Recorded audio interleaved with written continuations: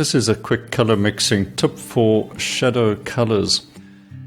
Using ultramarine blue, a bit of alizarin crimson and white. This gives me a whole selection of shadow colors, from a warm violet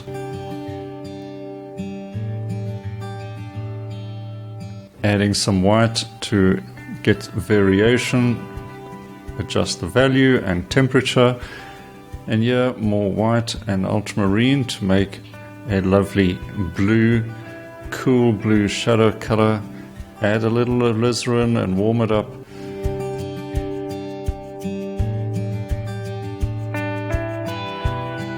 And by simply adjusting the values and temperature of the paint, you get a whole variety of potential shadow colors. And I use these all the time, even to make deep dark colors with alizarin and ultramarine like this.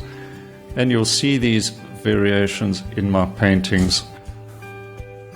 Try it out for yourself.